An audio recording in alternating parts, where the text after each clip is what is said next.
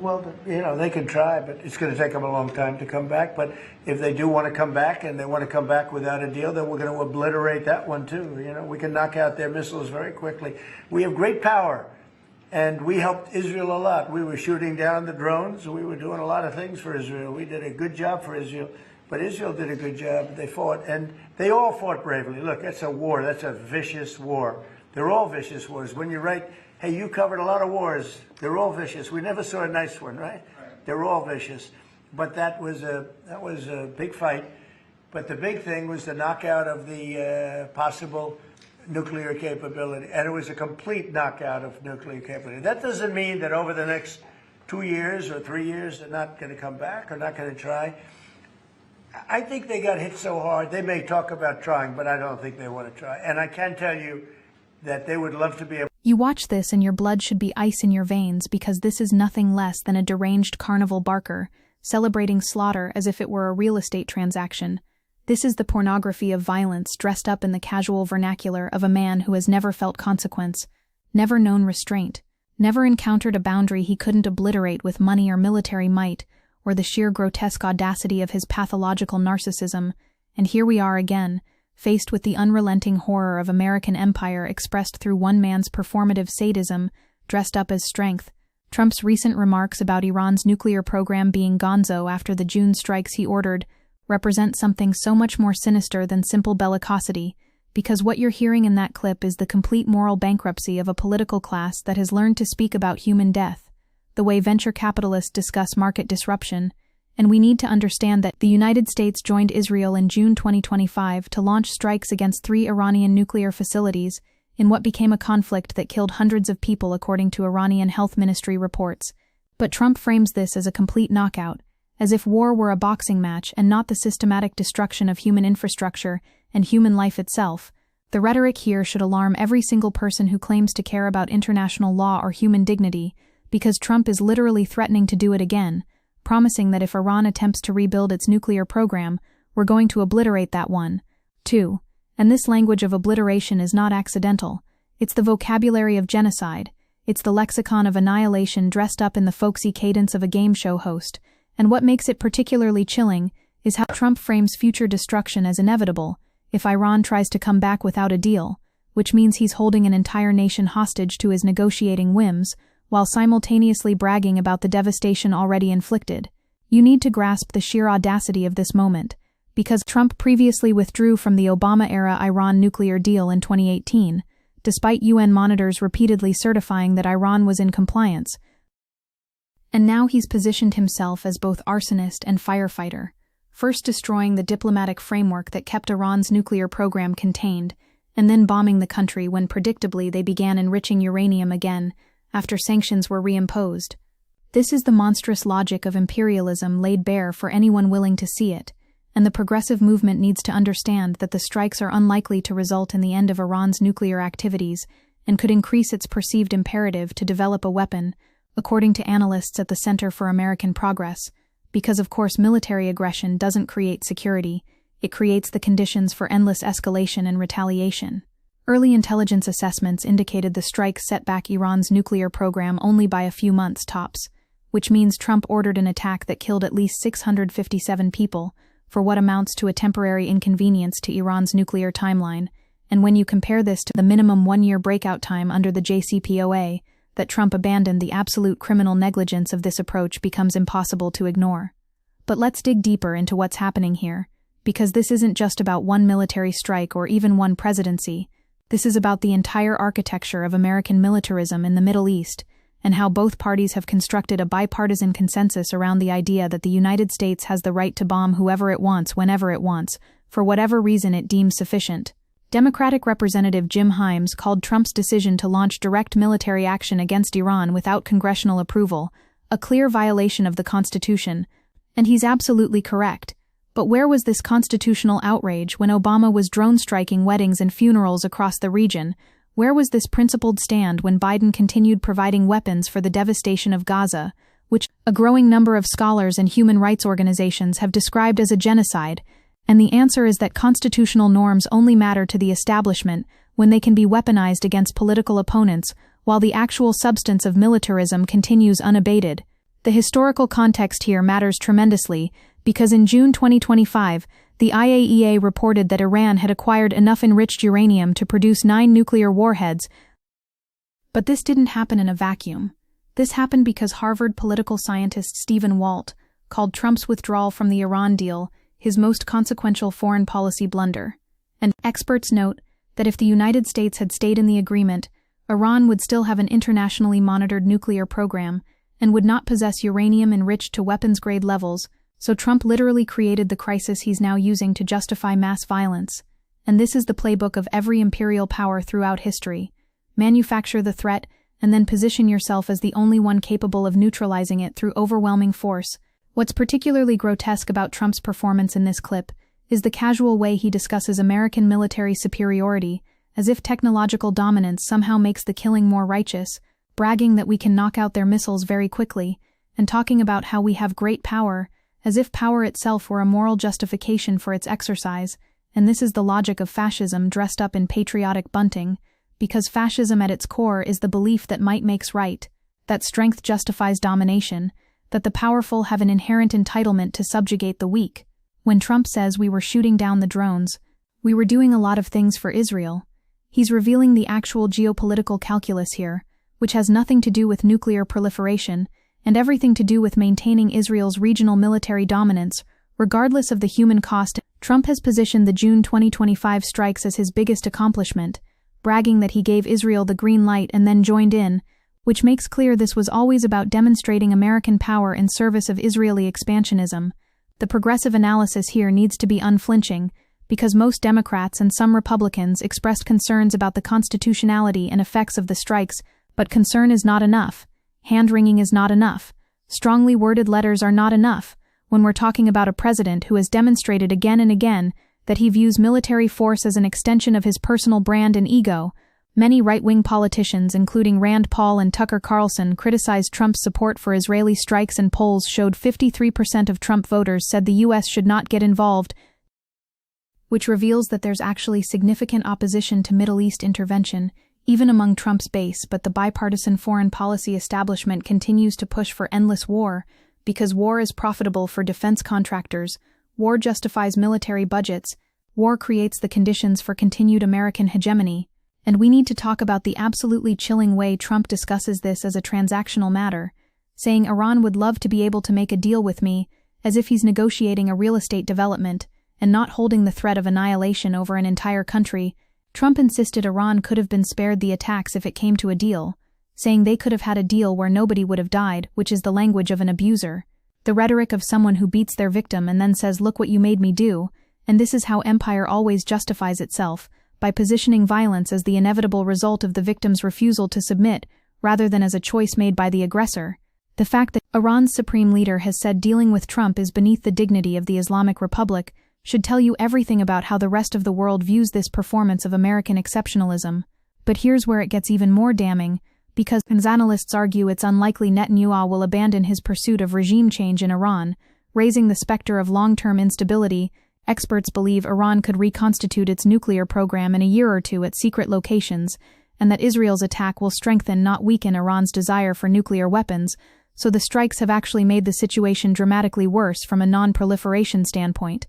This is the inevitable result when you prioritize military solutions over diplomatic ones, when you abandon multilateral agreements in favor of unilateral aggression, when you let the most hawkish voices drive policy because they promise quick fixes to complex geopolitical problems. And Trump is the apotheosis of this tendency, a man who genuinely believes that every problem can be solved with enough firepower and that any resistance to American demands justifies overwhelming violence. The way Trump talks about this being a vicious war as if that somehow explains or justifies anything is particularly insidious because yes, all wars are vicious, but that's precisely why they should be avoided through every possible diplomatic channel. The 12-day war between Iran and Israel highlighted how quickly regional tensions can ripple worldwide with disruptions to Persian Gulf airspace, illustrating the vulnerability of the global economy. So Trump's cavalier attitude toward military escalation literally threatens global stability, and when he says they're all vicious wars when you're right, he's revealing the core assumption that underlies American foreign policy, which is that we are always right, that our military actions are inherently justified by our moral superiority, that American violence is somehow categorically different from everyone else's violence, and this is the founding myth of empire, the delusion that allows atrocities to be committed with a clean conscience. Let's also examine how Trump positions the United States as Israel's enabler and protector, saying we helped Israel a lot, and we did a good job for Israel, as if that's the primary measure of success, rather than whether the military action served legitimate security interests or adhered to international law. Trump's strikes on Iranian nuclear facilities came less than a month after a Middle East trip where he signaled a reorientation away from military intervention, which shows the fundamental dishonesty of his entire approach to foreign policy, because he'll say whatever sounds good in the moment, while pursuing the same militaristic agenda that has characterized American policy in the region for decades. The fact that he frames this as a personal victory, talking about the knockout of the possible nuclear capability, as if he personally achieved something rather than ordering other people to risk their lives and kill other people, reveals the narcissistic pathology at the heart of his worldview. And progressives need to understand that the U.S. carried out the strike despite years of promises by Trump to keep the country from entangling itself in another Middle East conflict. So every single campaign promise about ending forever wars was a lie. Every bit of rhetoric about putting America first was cover for continued imperial adventurism, and the fact that Trump can bomb Iran while simultaneously claiming to be an anti-war president shows the complete bankruptcy of our political discourse, where words have no meaning and contradictions don't matter as long as you perform strength convincingly enough. This is how fascism operates in the modern era, not through explicit ideology, but through the celebration of power for its own sake, wrapped in whatever rhetorical package sells to the base. The constitutional crisis here cannot be overstated, because Trump launched these strikes without congressional authorization, which would be hard to argue constitutes an act of self-defense against an imminent armed attack by Iran on the United States. The administration might argue collective self-defense of Israel, but the validity depends on whether Israel acted in accordance with international law, and given that the International Commission of Jurists and Legal Scholars saw the Israeli strikes as a violation of international law, the entire legal framework for American involvement collapses. But legality has never constrained American empire, because the United States has positioned itself above international law, refusing to submit to the International Criminal Court, using its Security Council veto to shield Israel from accountability, creating a system where might literally makes right, and then having the audacity to lecture other countries about the rules-based international order. What makes Trump particularly dangerous is not that he's uniquely militaristic compared to other American presidents, but that he's willing to say the quiet part loud, to strip away the humanitarian pretense, and reveal the naked exercise of power beneath. And in some ways this honesty is valuable, because it forces everyone to confront what American foreign policy actually is, rather than what we pretend it to be. When he boasts about obliteration and knockouts and great power, he's not diverging from American policy, he's just refusing to dress it up in the language of democracy, promotion, or humanitarian intervention. And for progressives this should be a wake-up call, that the problem isn't just Trump, the problem is the entire imperial apparatus that he's inherited and enthusiastically wielding. The climate implications alone should be enough to reject this approach, because oil prices dropped significantly after the ceasefire, with gas prices reaching a 4-year low, which shows how regional stability actually benefits everyone, while military adventurism creates volatility and threatens the global economy. But more fundamentally, we cannot address the existential threat of climate change while continuing to pour resources into military conflict, and the military itself is one of the largest carbon emitters on the planet. So every bomb dropped is not just a moral catastrophe, it's an environmental catastrophe that accelerates the death spiral of our ecosystem. Trump's willingness to risk regional conflagration for short-term political gain is quite literally sacrificing the future of human civilization on the altar of his ego, and we need to talk about the racism and Islamophobia that underlies all of this, because Trump's entire political career has been built on demonizing Muslims and positioning them as an existential threat to Western civilization, and this rhetoric about obliterating Iran and knocking out their capabilities is inseparable from the broader project of dehumanizing Muslim-majority nations and treating their populations as acceptable casualties in service of American and Israeli strategic interests. During the conflict, Iran arrested around 700 people, and at least 6 were executed on espionage charges, with death penalty use in Iran in 2024 estimated at its highest since 2015. And while we should absolutely condemn authoritarian repression, we also need to acknowledge that American military aggression strengthens hardliners and creates the conditions for domestic crackdowns by allowing governments to position themselves as defending the nation against foreign attack. The progressive movement must reject this entire framework of military dominance and demand a fundamentally different approach to foreign policy, rooted in multilateralism, diplomacy, respect for international law, and recognition that American security cannot be built on the insecurity of others. Analysts asked what Trump gained by military action that could not have been gained through diplomacy, and at what cost.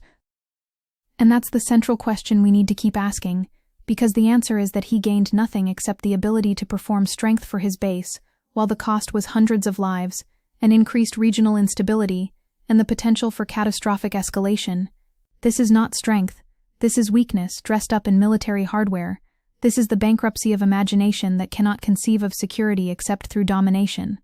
Trump's language about how they fought bravely reveals another dimension of the propaganda at work here, because he's trying to frame this as a noble conflict between warriors rather than what it actually was, which is the most technologically advanced military in human history, using overwhelming force against a country that has been under crippling sanctions for decades, and calling that brave is obscene. Bravery is resisting empire, not serving it. Bravery is standing up for the oppressed, not celebrating their oppression. The fact that Trump told troops that Iran would have had a nuclear weapon within 2 months shows he's willing to make wildly exaggerated claims to justify violence. In March 2025, U.S. Director of National Intelligence Tulsi Gabbard testified that the intelligence community assessed Iran was not building a nuclear weapon, so even his own administration's intelligence contradicted the rationale for the strikes. This is the pattern we see again and again throughout American history, where intelligence is cherry-picked or fabricated to justify predetermined military action, and Iraq's non-existent weapons of mass destruction should have taught us to be deeply skeptical of these claims, but instead we get the same playbook recycled with different targets, and the media dutifully reports administration claims as if they were established facts rather than contested assertions designed to manufacture consent for war. The progressive movement has to be the force that consistently demands evidence, that questions official narratives, that refuses to accept that military violence is inevitable, or necessary, or justified simply because people in positions of power say so. And let's be clear about what Trump means when he talks about Iran needing to make a deal because the United States and Western countries want Iran to end uranium enrichment, curb its missile power, and rein in aid for armed groups, while Tehran has rejected these conditions. And of course they have, because what Trump is demanding is complete capitulation, total surrender of Iran's sovereignty, acceptance of a permanent subordinate status in the regional order, and no self-respecting nation would accept those terms, which means Trump is deliberately setting conditions that cannot be met, so he can justify continued aggression while claiming he offered diplomacy. This is the same tactic abusers use, offering impossible conditions for peace and then blaming the victim when violence continues, and we need to name it as such. The humanitarian catastrophe that could result from continued escalation is almost unimaginable because Iran could see this as an existential threat and retaliate against U.S. facilities in the region and into Europe, which would likely trigger even more American military action, and we could easily stumble into a regional war that would make Iraq and Afghanistan look minor by comparison.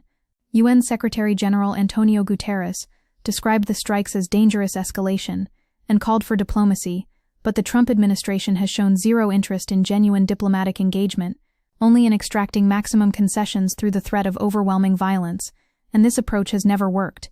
It didn't work in Vietnam, it didn't work in Iraq, it didn't work in Afghanistan, it won't work in Iran.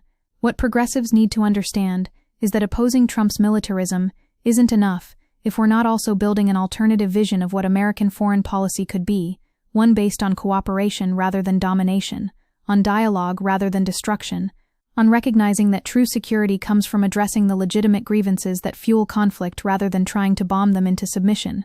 We need to be talking about reparations for the decades of harm American policy has inflicted on the Middle East, about dismantling the sanctions regime that amounts to collective punishment of civilian populations, about ending arms sales to authoritarian regimes, about closing the hundreds of military bases that encircle the globe and constitute the infrastructure of empire. The fact that Trump claims no president was willing to strike Iran's nuclear facilities, and he was willing to do it as his biggest accomplishment, should tell you everything about his value system, where the willingness to inflict violence is the ultimate measure of leadership, rather than the wisdom to avoid it.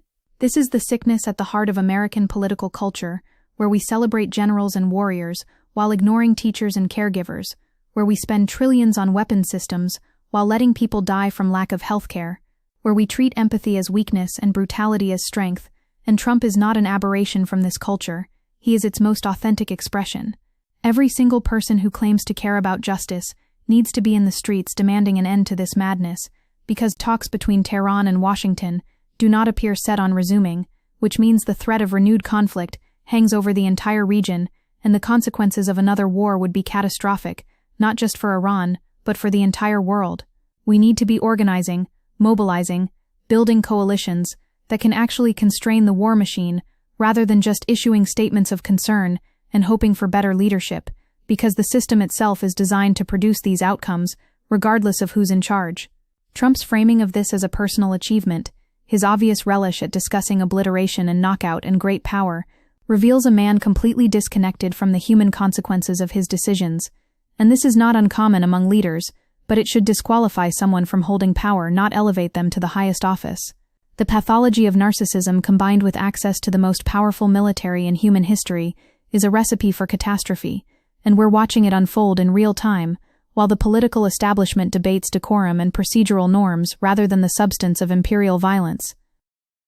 This is the moment for the progressive movement to articulate a clear alternative vision, because millions of people are hungry for leadership that doesn't traffic in death and domination, that doesn't treat war as inevitable, that doesn't position American supremacy as the natural order of things. We need to be talking about dismantling NATO, ending the special relationship with Israel that enables apartheid and occupation, redirecting military spending toward human needs and climate action, prosecuting war criminals regardless of nationality, and fundamentally reimagining America's relationship with the rest of the world based on solidarity rather than subjugation. The struggle is urgent and the stakes could not be higher, and we cannot afford leaders who celebrate obliteration while the world burns,